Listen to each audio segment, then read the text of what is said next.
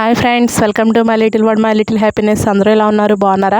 నేనైతే చాలా బాగున్నాను. ఈరోజు అయితే మేము కోనసీమలో ఉన్నామన్నమాట. కోనసీమలో చేపల కర్రీ అయితే వండుతున్నాం. అది కూడా ఎక్కడంటే కట్టెల పొయ్యి మీద అన్నమాట. గ్యాస్ మీద వండితే టేస్ట్ వేరు, కట్టెల పొయ్యి మీద వండితే చాలా టేస్టీగా ఉంటుందండి.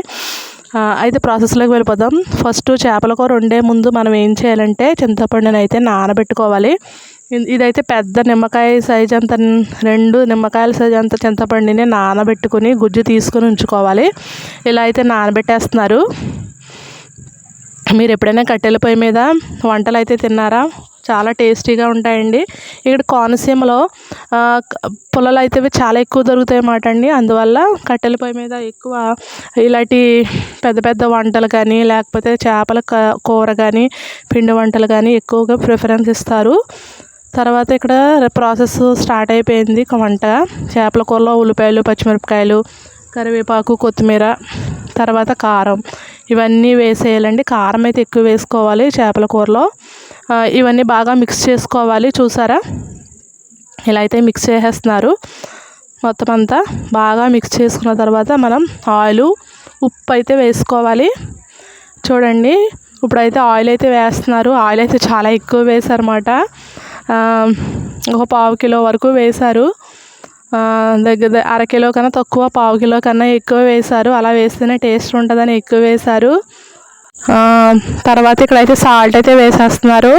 చూడండి, సాల్ట్ వేస్తున్నారు. ముందు ఫస్ట్ తక్కువ వేసుకుని తర్వాత కావాల్సినంత వేసుకుందామని తగ్గించారు. ముందే ఎక్కువ వేసేస్తే ఉప్పు ఎక్కువైపోతుందని ఉప్పు తగ్గించారు అన్నమాట. ఇప్పుడైతే బాగా మిక్స్ చేసేస్తున్నారు. ఇప్పుడైతే చూడండి, చాలా బాగుంటుంది కర్రీ అయితే ఇలా చేసుకుంటే కనుక. ఇప్పుడైతే వాటర్ అయితే వేసేస్తున్నారు. బాగా ఎక్కువ వాటర్ వేయకూడదు, ఎందుకంటే కొద్దిగా ఉడికిన తర్వాత మనం చేపలు ఉడుకుతూ ఉన్నప్పుడు మనం చింతపండు పులుసు అయితే వేయాలి కదా. ఇప్పుడైతే చూడండి, కట్టెల పొయ్యి మీదకి అయితే ఈ మొత్తం కర్రీని అయితే పెట్టేస్తున్నారు. ఇక్కడ ఈ పొయ్యి మీద స్నానానికి నీళ్ళు ఎక్కువ కాస్తామండి. మార్నింగ్, ఈవినింగ్ కూడా 2 పూటలు కూడా స్నానాలు చేస్తాం కాబట్టి 2 పూటలకు కూడా ఇక్కడ నీళ్ళు అయితే కాస్తాము. మాకు ఇక్కడ కొబ్బరి చెట్లు అన్నీ బాగా ఎక్కువ ఉంటాయి కాబట్టి ఎండాకాలము, శీతాకాలము కొబ్బరి ఏమైనా పొయ్యిలోకి పుల్లలో అవి ఇవి డొక్కలు అలాంటివన్నీ కూడా చాలా పుష్కలంగా ఉంటాయి. ఏం చేసుకోవాలో తెలియదు అన్నమాట. అందువల్ల కంపల్సరీగా ప్రతి ఒక్కరు ఇలాంటి కట్టెల పొయ్యి ఒకటి పెట్టుకుంటారు ఇంటి దగ్గర పక్కనే. పెట్టుకున్నప్పుడు మనకి వేడి నీళ్ళకి వాటికి మనకి బాగుంటుంది అన్నమాట. చంటి పిల్లలకి వేడి నీళ్ళు కరెంటుతో కాకుండా ఇలా పొయ్యి మీద కాసిన నీళ్ళు చాలా మంచి మాట అండి. అందుకని ఇక్కడ పొయ్యి ప్రిఫర్ చేస్తారు. పెద్ద పెద్ద వంటలకి, పిండి వంటలకి పొయ్యినే ప్రిఫర్ చేస్తారు కదా. చేపల కూర కూడా కంపల్సరీగా పొయ్యి మీదే వండుతారు. చూడండి, ఇందులో అయితే చింతపండు పులుపు అయితే వేస్తారు. ఇప్పుడైతే మరుగుతూ ఉంది కదా, ఇది బాగా మరగాలి. కర్రీ బాగా ఉడుకుతుంది. మొత్తం పులుసు అంతా ఎగిరిపోయి మీడియం స్టేజ్లో వచ్చే వరకు మనం కర్రీని అయితే రెడీ చేసుకోవాలి. ఒకసారి చింతపండు వేసిన తర్వాత ఇలా అయితే కలపాలన్నమాట. స్పూన్ అయితే వేయకూడదు. చూడండి,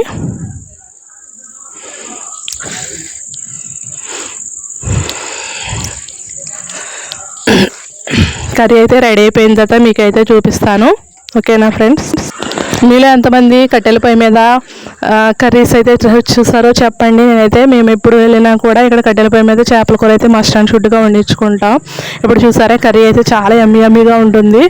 మనం గ్యాస్ పొయ్యి మీద వండుకున్న దానికన్నా, గ్యాస్ మీద వండిన దానికన్నా కట్టెల పొయ్యి మీద వంటలు అంటే చాలా యమ్మీగా ఉంటాయి. ఈ చేపల కూర మరీ టేస్టీగా ఉంటుంది. ఓకేనా ఫ్రెండ్స్?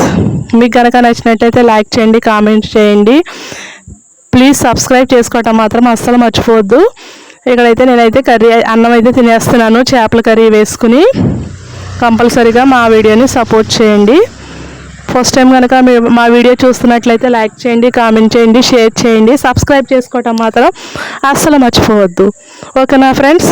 Bye friends. మరొక కొత్త వీడియోతో మీ ముందుకు వస్తాను. Bye bye.